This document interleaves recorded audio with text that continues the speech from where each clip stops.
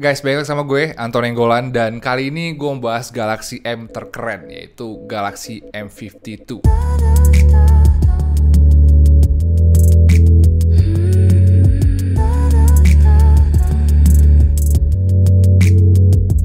Dari semua HP yang gue review tahun ini, baru 2 HP midrange yang masuk ke tier S atau tier yang paling recommended, yaitu Galaxy F52s 5G untuk yang paling lengkap, dan ada Poco F3 untuk yang paling best value karena harganya jauh lebih murah. Terus beberapa hari lalu Samsung ngeluarin Galaxy M52 dan itu beneran buat gua kaget. Soalnya speknya itu mirip dengan Galaxy F52s 5G tapi harganya sama dengan Poco F3 dan itu agak aneh soalnya sejauh ini kayak nggak pernah ada gitu HP Samsung yang speknya tinggi tapi harganya diskonan kayak gini. Jujur aja itu buat gue penasaran dan kemarin akhirnya gue langsung beli satu guys karena gue pengen cobain langsung. Kemarin gue beli Galaxy M52 versi RAM 8GB dan ROM 128GB warna hitam.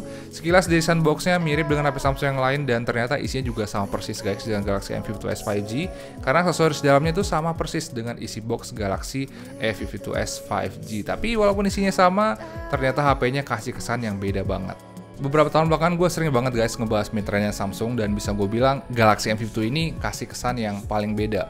Feel dan materialnya sebenarnya masih sama-sama aja tapi kenyamanannya pas dipegang ini lebih nyaman dibandingkan dengan yang lain. Kalau dari desain dan material, ini sebenarnya masih sama-sama aja dengan midrange Samsung yang lain soalnya desainnya sama-sama minimalis dan pakai material polikarbonat. Tapi pas dipegang, bodinya terasa lebih nyaman dari yang lain soalnya bodinya paling tipis dan enteng banget. Bahkan ini lebih tipis dan lebih enteng kalau dibandingkan dengan Poco F3 dan Realme 8 yang terkenal punya bodi tipis dan enteng juga. Bagi gue itu bagus soalnya itu ngebuat bodinya lebih gampang dipegang dan gak buat tangan capek juga saat dipakai berlama-lama. Terus kalau mau dipakein case juga enak soalnya bodinya gak akan terasa berat dan tebal karena dari awal bodinya emang udah tipis dan enteng. Menurut gue ini seru soalnya tiba-tiba HP kayak gini tuh ya bisa dibilang cukup langka lah ya, bahkan mungkin bisa dihitung pakai jari. Soalnya kan HP zaman sekarang itu kebanyakan lebih fokus untuk ngegedein spek yang ujung-ujungnya ngebuat bodinya makin berat dan makin gede juga. Terus walaupun bodinya tipis dan enteng, ternyata spek Galaxy M52 ini bagus banget. Satu hal yang buat gue kaget adalah di baterainya. Jadi walaupun bodinya ini lebih tipis dan lebih enteng dari Poco F3 dan Realme GT, ternyata kapasitas baterainya malah lebih besar dan itu ngebuat baterainya jadi super awet. Beberapa hari ini gue bener-bener coba untuk kuras baterainya dengan pemakaian yang super berat.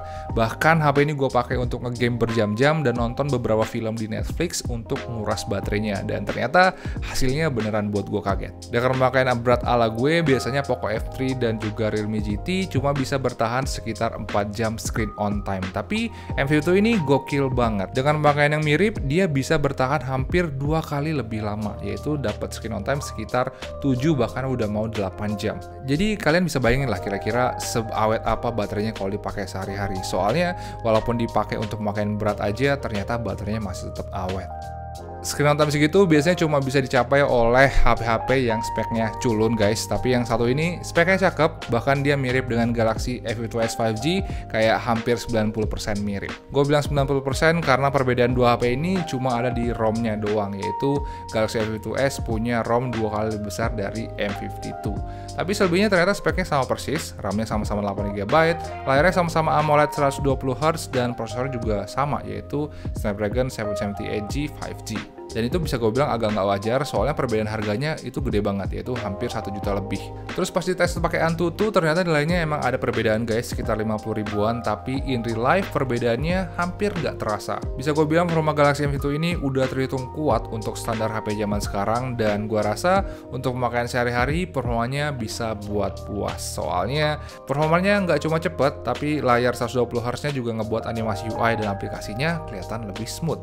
Kalau dipakai untuk nge-game juga udah terhitung enak, Mobile Legends lancar jaya di settingan high frame rate, terus game PUBG Mobile juga bisa dimainin dengan lancar di frame rate ekstrim dan Genshin Impact juga masih aman pas di set ke highest 60 fps. Walaupun rata-rata FPS-nya cuma di 45 fps doang, tapi itu udah terhitung bagus banget untuk ukuran HP yang harganya di bawah 5 juta.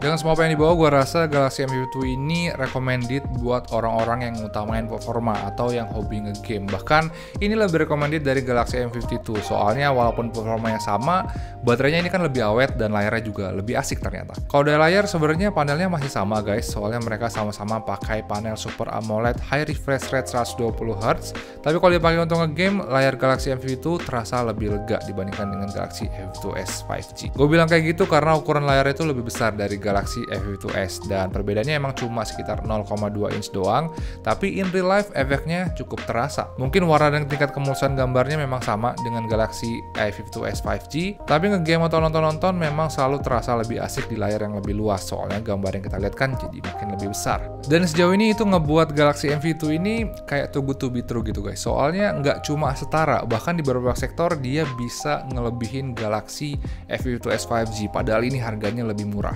Tapi kalau dilihat lebih dalam lagi, ternyata banyak banget hal-hal seru di Galaxy A52s 5G yang nggak ada di Galaxy M52. Salah satunya dari sektor audionya. Untuk sektor audio, HP ini nggak lebih bagus dari Galaxy A52s, soalnya pertama, dia nggak punya jack audio, dan speakernya juga nggak lebih bagus dari Galaxy A52s. Soal speakernya sebenarnya udah terhitung bagus dan kencang, tapi karena speakernya cuma satu, tentu aja suaranya nggak akan sehidup speakernya Galaxy A52s yang jumlahnya ada 2. Terus yang kedua, fitur durability-nya juga belum bisa ngimbangin Galaxy A52s. Walaupun keduanya sama-sama punya bodi yang kokoh, Galaxy A52s punya sertifikasi IP67 yang ngebuat dia lebih tahan air, bahkan dicelupin ke dalam air aja HP-nya nggak rusak. Dan itu nggak bisa dilakukan di Galaxy M52, soalnya dia juga memang belum punya sertifikasi tahan air. Terus yang ketiga, fitur kamera dari Galaxy A52s lebih mewah dibandingkan dengan Galaxy M52. Soalnya A52s punya kamera depth yang khusus dan juga kamera utamanya lebih stabil, soalnya dia punya optical image stabilization, sedangkan itu belum ada di sini. Tapi walaupun nggak semewah Galaxy A52s, untungnya Galaxy M52 punya kamera utama dan ultrawide yang sama dengan Galaxy A52s. Kalau dari speknya, Galaxy M52 pakai 3 kamera yang kualitasnya mirip dengan Galaxy M52. Dia punya kamera 12 megapiksel ultrawide, 12 megapiksel wide kamera, dan 5 megapiksel makro, dan juga kamera selfie yang resolusinya 32 megapiksel.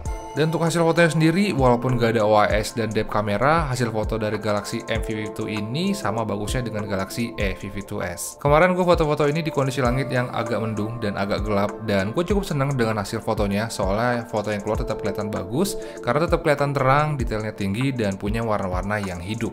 Biasanya smartphone di harga segini, kamera ultrawide-nya kualitasnya jauh kalau dibandingkan dengan kamera utamanya. Tapi yang ini hasilnya hampir sama bagusnya guys, bahkan karakter warnanya pun sama, dan bagi gue itu bagus banget.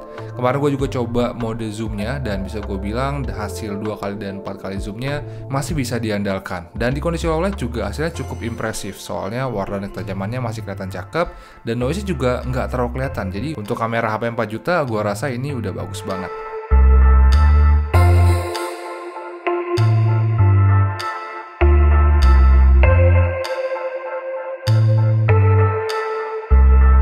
Ini contoh perekaman menggunakan Samsung Galaxy M52, resolusinya 4K 30 fps, dan yang uniknya di sini kamera ultrawide-nya juga bisa 4K 30 fps, jadi kita bisa langsung pindah ke kamera ultrawide-nya, contohnya kayak gini. Dan kita bisa balikin lagi kamera yang wide-nya. Tapi di sini nggak ada optical image stabilization, jadi kita akan tes juga kira-kira image stabilization-nya gimana kalau diajak untuk jalan. Kita akan coba di video 4K dan di 1080p juga untuk ngetes gimana kestabilannya.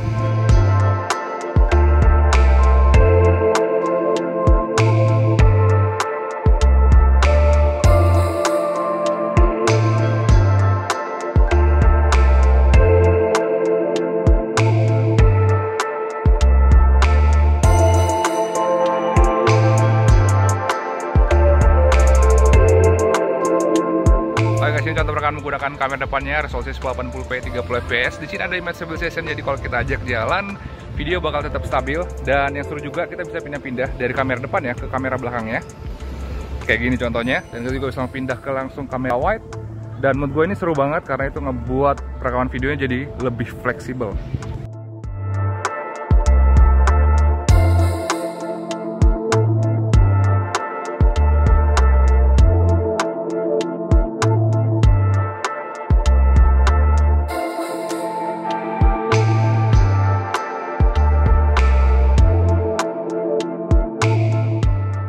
Oke, untuk harganya sendiri, kemarin HP ini gue beli dengan harga 5 juta. Itu jauh lebih murah dibandingkan dengan Galaxy A52s 5G. Soalnya Galaxy A52s 5G sekarang harganya masih sekitar 6 jutaan. Jadi ada selisih sekitar 1 juta lebih. Bagi gue sejauh ini Galaxy A52s 5G tetap yang paling recommended. Soalnya HP ini super lengkap dan super balance. Fitur-fitur mewahnya belum ada yang bisa nanggingin, dan speknya juga cakep banget. Tapi kalau kalian suka dengan Galaxy M52s 5G dan belum mau ngeluarin budget sekitar 6 juta lebih, gua rasa Galaxy M52 bisa jadi alternatif yang paling perfect. Soalnya, walaupun dia nggak punya fitur-fitur mewah kayak Galaxy M52s 5G, ternyata di hal-hal basic seperti layar, performa, bodi, dan baterai, Galaxy M52 nggak cuma bisa ngimbangin, bahkan di beberapa sektor dia bisa kasih sesuatu yang lebih kalau dibandingkan dengan Galaxy M52s 5G. Jadi untuk harga segitu menurut gua Galaxy M52s 5G ini sangat-sangat recommended.